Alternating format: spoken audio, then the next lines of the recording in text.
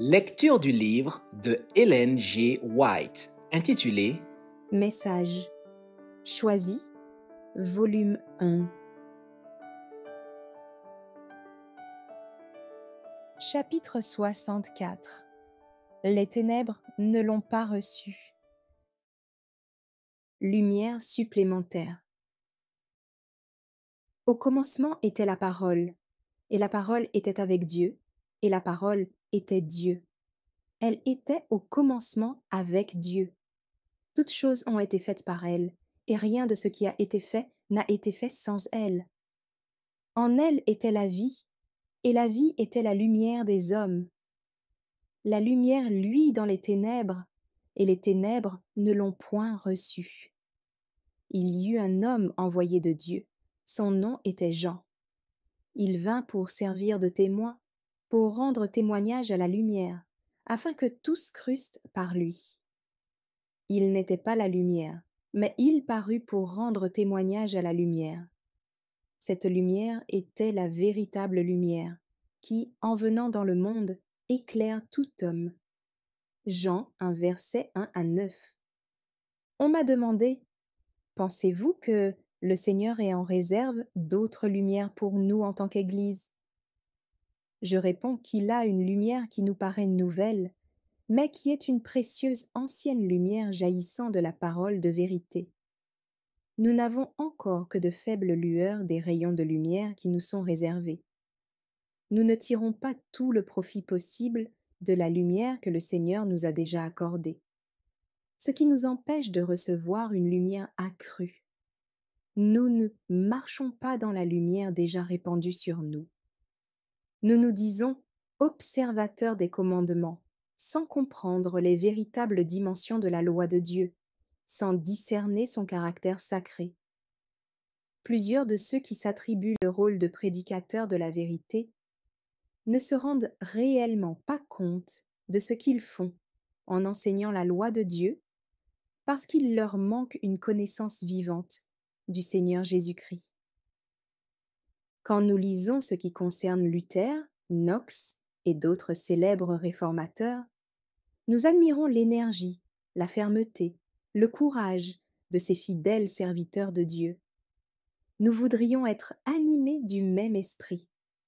Nous aimerions savoir à quelle source ils ont puisé pour devenir forts, de faibles qu'ils étaient. Ils n'étaient pas impeccables, quoiqu'ils aient été des instruments de Dieu. Hommes faillibles, ils ont commis plus d'une erreur. Il nous faut imiter leurs vertus sans les adopter comme règles de conduite. Ces hommes étaient doués de talents rares pour accomplir l'œuvre de la réforme. Ils étaient mus par une puissance surnaturelle. Mais plutôt que d'exalter et d'honorer les hommes dont Dieu a fait ses instruments, nous devrions le faire pour le Seigneur Jésus, qui leur a envoyé sa lumière et sa puissance. Vous qui aimez la vérité et la justice, qui recueillez l'héritage spirituel que vous ont légué des porte-étendards, louez Dieu, source de toute lumière. Quelle émotion gagnerait le monde chrétien si l'on apprenait que des messagers angéliques vont ouvrir aux hommes les trésors de la connaissance des choses célestes. Ces messagers célestes seraient entourés d'une atmosphère céleste. Avec quel empressement n'écouterait-on pas les paroles sortant de leurs lèvres? On écrirait des livres pour commenter les paroles de l'ange. Or un être plus grand que les anges a été dans notre monde. Le Seigneur est venu lui-même répandre sur les hommes la lumière du ciel. Il s'est annoncé comme celui qui est un avec le Père, Dieu manifesté en chair. Le Seigneur Jésus, l'image du Dieu invisible, a offert sa propre vie pour sauver l'homme périssable. Quelle lumière, quelle puissance n'apporte-t-il pas avec lui? En lui habite corporellement la plénitude de la divinité. Quel profond mystère! La raison humaine a de la peine à saisir la majesté du Christ, le mystère de la rédemption.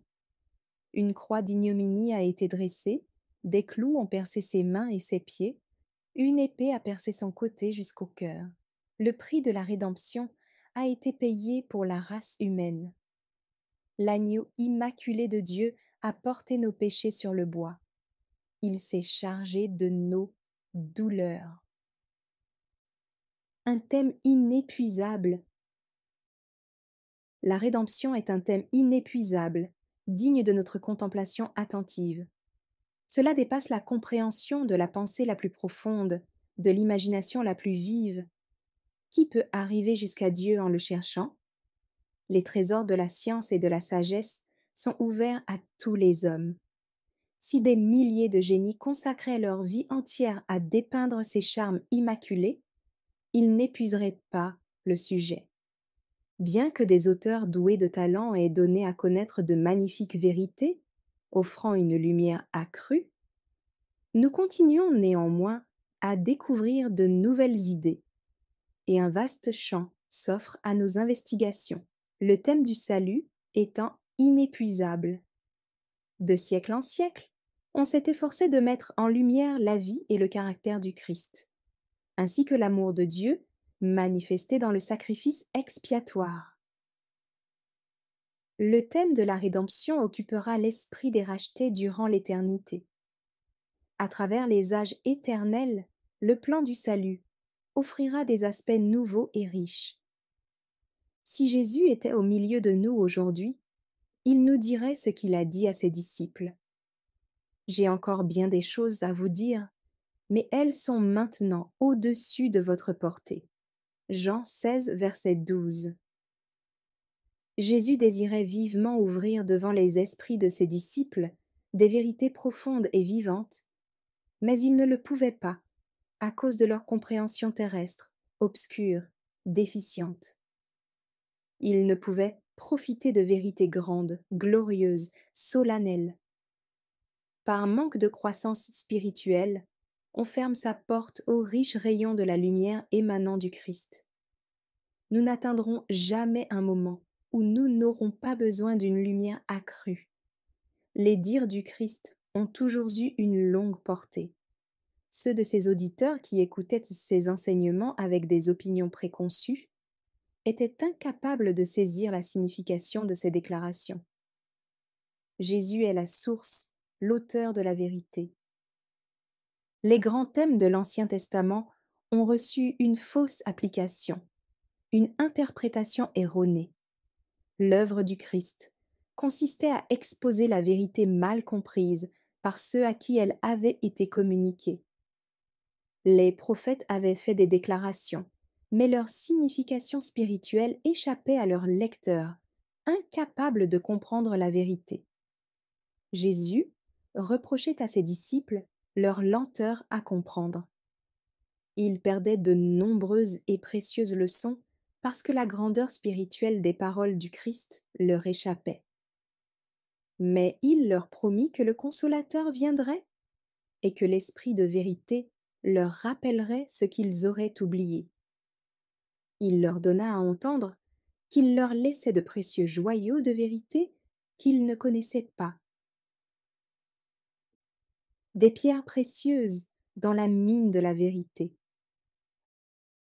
Après la crucifixion et la résurrection du Christ, ses disciples écoutèrent avec émerveillement et stupeur ces leçons de vérité, qui leur faisaient l'effet d'idées toutes nouvelles. Mais il leur dit: « C'est là ce que je vous disais lorsque j'étais encore avec vous. » Alors, il leur ouvrit l'esprit, afin qu'ils comprissent les Écritures. Luc 24, versets 44 et 45. La vérité se dévoile constamment et offre de nouveaux aspects à des esprits différents. Tous ceux qui creusent les mines de la vérité ne manqueront pas de découvrir de riches pierres précieuses. Notre vif désir, c'est que tous ceux qui font profession de croire à la vérité actuellement ouverte devant nous, et particulièrement ceux qui assument la responsabilité d'enseigner la vérité, aient une claire conception, pour ce qui les concerne, de la haute signification des thèmes bibliques. Ceux qui prennent la défense de la loi de Dieu ont grandement besoin de l'Esprit de Dieu. Des prédicateurs manquant de douceur se fâchent aisément quand on leur résiste. Ils ont évidemment besoin d'être divinement éclairés. Les hommes qui travaillent au salut des âmes doivent manifester la grâce du Christ. La vérité telle qu'elle est en Jésus exercera une influence totalement différente sur l'esprit des non-croyants de celle qu'elle a exercée quand elle a été présentée comme une simple théorie ou un sujet de controverse. Si nous faisons de notre mieux pour présenter la vérité sous son aspect rébarbatif, en opposition avec d'autres idées, elle sera mal comprise, mal appliquée, mal formulée auprès de ceux qui entretiennent l'erreur et placée sous un jour défavorable. Peu de ceux à qui nous apportons la vérité n'ont pas bu le vin de Babylone. Il leur est difficile de comprendre la vérité, d'où la nécessité de l'enseigner telle qu'elle est en Jésus. Ceux qui affirment aimer la vérité peuvent s'accorder le luxe de se montrer doux et humbles de cœur comme l'a été le grand instructeur. Ceux qui ont travaillé avec diligence dans les mines de la parole de Dieu et y ont découvert le précieux métal contenu dans les veines de la vérité, dans les divins mystères cachés depuis des siècles, ceux-là exalteront le Seigneur Jésus, source de toute vérité, en manifestant dans leur caractère l'influence sanctifiante de ce qu'ils croient. Jésus et sa grâce doivent être enchâssés dans le sanctuaire intérieur de l'âme. Alors il sera révélé par la parole, par la prière, par l'exhortation, par la présentation de la vérité sacrée. Ici gît le secret du succès spirituel. Quand le moi se mêle à nos travaux, la vérité que nous enseignons à d'autres ne sanctifie pas, n'affine pas, n'ennoblit pas nos propres cœurs. Elle n'atteste pas que nous sommes des vases propres à servir le Maître. Seule la prière fervente peut nous introduire dans une douce communion avec Jésus. Communion bénie qui parfume nos paroles et nos esprits par le contact avec le Christ. Il n'y a pas un cœur qui ne doive veiller. Jésus, notre précieux Sauveur, nous a recommandé la vigilance. Le moi doit être surveillé constamment. Le cœur doit être gardé avec diligence, car c'est de lui que procèdent les sources de la vie. Veillez, contrôlez vos pensées pour ne pas pécher par la langue. Merci d'avoir écouté cette lecture. Si vous avez des questions ou des remarques sur le thème abordé, n'hésitez pas à les partager dans les commentaires et notre équipe ne manquera pas de les considérer. À bientôt sur lereste.org.